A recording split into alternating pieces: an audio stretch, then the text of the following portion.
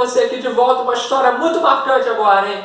Período regencial, período conturbado, confusão para todo lado, tá? Uma baita de explosão de problemas, uma explosão danada, revolta regencial, é problema entre elite, tá? É confusão para ver quem assume e quem não assume o poder, é confusão para ver a galera que chega ao poder, o que politicamente ela quer, se ela quer um governo mais centralizador ou se ela quer um governo mais descentralizador, ou seja, essa estrutura brasileira está muito complexa, está muito confusa, 1831 a 1840. Sempre falo para os meus alunos, se você entender a base de arranjamento político do período regencial, você entende todo o segundo reinado com maior facilidade, tá bom? Qual é a grande base? É aqui no período regencial que surge a grande estrutura política, os grupos políticos que vão se fortalecer no segundo reinado. Beleza? Lembra, lá antes da independência a gente tem o Partido Brasileiro e o Partido Português. Isso é bem legal. Não esquece isso, cara. Partido Brasileiro e Partido Português, basicamente, os brasileiros queriam uma independência sem o povo, a elite, né? Enquanto os portugueses queriam que Dom Pedro I voltasse para Portugal. Brasil independente, esses grupos vão ganhando um novo arranjamento. Quando Dom Pedro I vai embora, surge o Partido Restaurador, que pede para que Dom Pedro I volte ao poder. Esse partido era composto por portugueses, enquanto o Partido Brasileiro é dividido em duas grandes vertentes. Você tinha os liberais exaltados e tinha os liberais moderados. Os liberais moderados eram a maior parte da elite, um grupo que queria uma monarquia constitucional, uma monarquia de traços liberais e com um certo poder para as províncias. Já a galera exaltada queria o federalismo direto para as províncias, que era poder para as províncias, e também alguns grupos, como Cipriano Barata ou Borges da Fonseca, queriam um poder republicano, um governo republicano no Brasil. Tá bom? Eles eram minoria.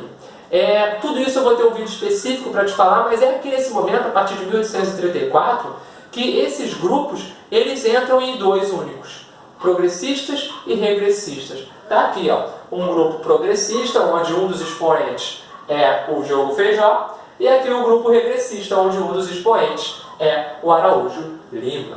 Beleza? O pernambucano Araújo Lima, o paulista Diogo Feijó, o padre Diogo Feijó, o excelente político Araújo Lima, vai ser fundamental, vai trabalhar com o Dom Pedro II depois. Né? Esse camarada, esse grupinho aqui, progressista, é o que vai dar nome aos liberais, é o que vai dar origem ao Partido Liberal do período do segundo reinado. E aqui os regressistas são os conservadores. Então, preste atenção. Liberal e conservador tem uma noção muito diferente do que hoje a gente tem. Se você falar para alguém, fulano é liberal. Liberal você vai pensar em várias coisas, né? O cara que, por exemplo, pensa em descriminalizar drogas, né? Descriminalização do aborto, o cara que defende a união afetiva e tudo mais. Esse é o cara liberal no social, tem também um liberal na economia e tal. Cara, foge de tudo isso para entender o segundo reinado, entender o período regencial, entender o Brasil do século XIX. Liberal e conservador são grupos separados apenas pela posição política. E que posição política era essa? De um lado, os liberais eles defendiam um poder mais descentralizador. Tudo que pudesse dar maior poder para as províncias, o que são os estados hoje. Enquanto os conservadores queriam fazer o contrário. Os conservadores queriam tudo que pudesse dar maior poder para o quê? O poder central. Para, no caso, o que é o Rio de Janeiro naquele momento, tá? A nossa sede de governo. Ou seja, liberais, descentralizar. Conservadores, centralização. Beleza? Tem uma paródia, depois a gente vai cantar no outro vídeo aí, tá? Para você entender isso. Então, o que acontece? Quando Dom Pedro I vai embora, o filhinho dele com 5 anos de idade fica aqui esperando poder assumir com 18. Só que se você for um cara safo em matemática, você vai saber que de 1831 a 1840 são 9 anos. 9 com 5 dá 14, no máximo 15, se você não levar em conta os meses. Então, Dom Pedro II chegou ao poder com menos de 18. Aconteceu alguma coisa nesse meio aí que fez com que um moleque de 14 para 15 anos, ele tinha 14 anos e 10 meses, assumisse o poder. O que foi?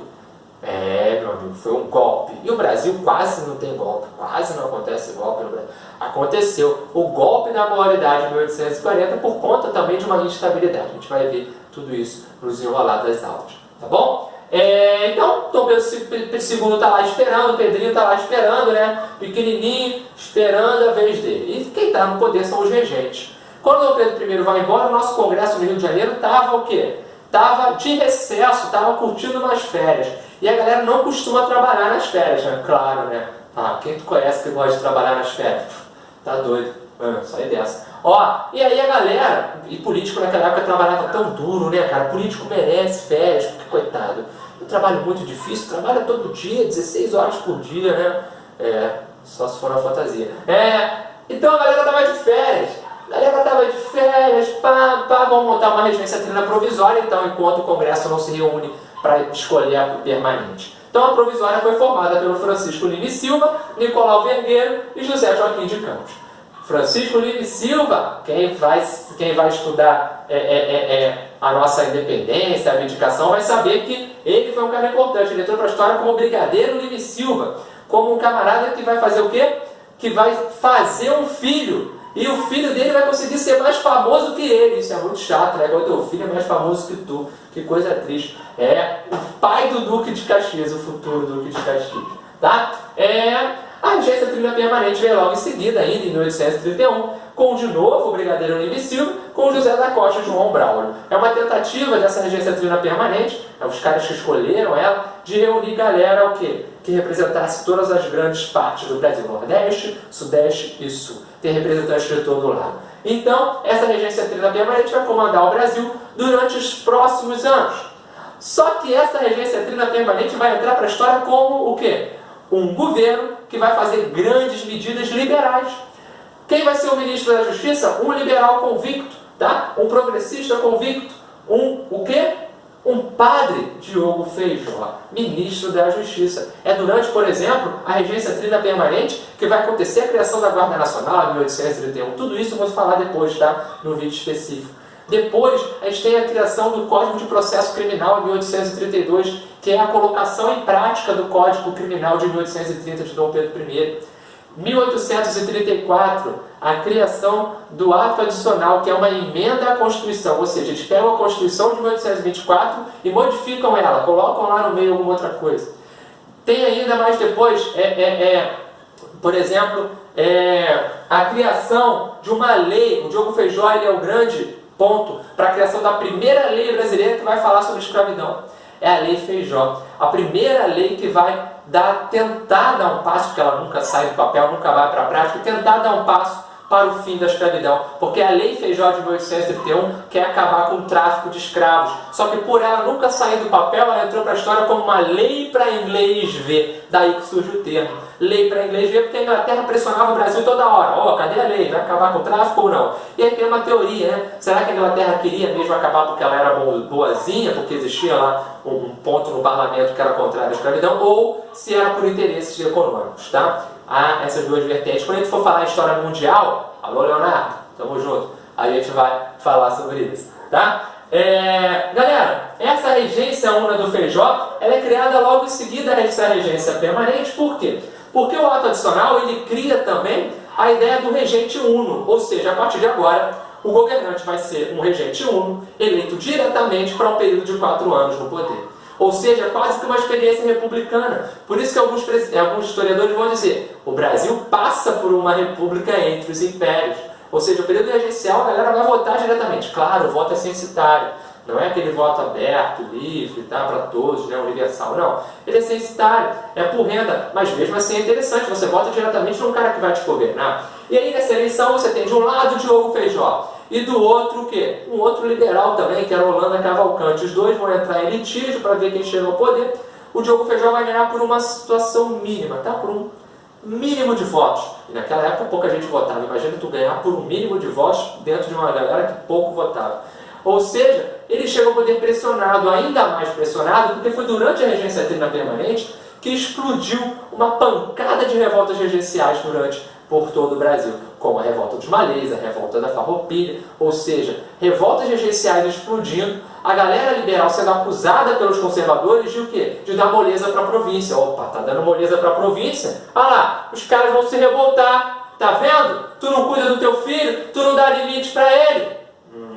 Né? Ou seja, quando o Feijó chega ao poder, ele chega pressionado, beleza? Ele não é um cara tão aceito. E algumas medidas dele, tá? a gente vai ver isso depois especificamente, porque não é hora agora, senão o vídeo fica longo, vão ainda causar maior descontentamento. Ele é obrigado a renunciar. Ele renuncia, vem ao poder a regência única de Araújo Lima. Araújo Lima é um conservador. Olha cá. Consegue me enxergar aí? Nem sei se tu está me vendo. Vamos ver se eu estou sendo cortado ou não. Ó, mas é bom que tu tira já uma foto do quadro, um print. Progressista, liberal, regência única do Diogo Feijó. Regressista, conservador, o Araújo Lima. O Araújo Lima, na verdade, vai começar a colocar em prática todo o quê? Todo um conteúdo contrário a essa liberdade provincial que foi dada durante o período liberal. Show de bola? A lei interpretativa do ato adicional de 1840 é a mais marcante sobre isso, porque ela vai começar o quê? A tirar um pouco de poder das províncias, vai mudar um pouco o ato adicional. Ele cria um ministério chamado Ministério das Capacidades. O que é o Ministério das Capacidades? Ganhou esse nome porque foi um número de célebres eleitos, célebres escolhidos, o quê? Conservadores. Eles tinham capacidade para isso. Olha que maravilha, né? Que audácia, que confusão. Lembrem, nenhum dos dois valia muita coisa, tá? Liberal e conservador eram a mesma coisa. Elite, farinha do mesmo saco, ou como dizia Holanda Cavalcante. A gente vai ver futuramente. Não há nada mais parecido com um liberal do que um conservador no poder. Ou seja, os dois grupos são bem parecidos, tá? Galera, para ficar mais fácil, a maior parte dos historiadores vão fazer o seguinte: dividir esses períodos em avanço liberal, de 31 a 37, ou seja, tudo que acontecer aqui vai ser liberal, e regresso conservador, ou seja, tudo que acontecer aqui vai ser conservador. Então, essa aqui é uma vertente também, se você quiser aprender dessa forma, e é assim que eu vou te ensinar no próximo vídeo, tá? O avanço liberal e o regresso conservador. A gente vai ter lá o avanço liberal, todas as medidas tomadas e por quem foi tomada. Depois o regresso conservador, as medidas e por quem também. Lembrem, ao final do governo dele, já em 1840, na verdade, os liberais conseguem convencer a sociedade pública geral de que era necessário o retorno de uma figura forte ao poder. Dom Pedro II volta a ganhar força agora como imperador. Beleza? Aquele menininho que foi lá na sacada, ali no Paço Imperial, aparecer quando o pai dele foi embora. Agora ele chega ao poder de fato. Imagina você com 14 para 15 anos chegando ao poder. Isso é muito louco, né? É muito doido. Claro que ele foi preparado para isso, mas essa antecipação entrou para a história como golpe da maioridade, tá bom? Articulado por liberais, mas os conservadores acabam aceitando também. Beleza, galera? Então no próximo vídeo a gente vai caminhar mais aí. Abraço especial a todos que nos acompanham. Peço para vocês compartilharem esse nosso canal, é importante pra caramba. Estamos juntos. Valeu? Deixa seu like, se inscreve e algum comentário. Tamo junto.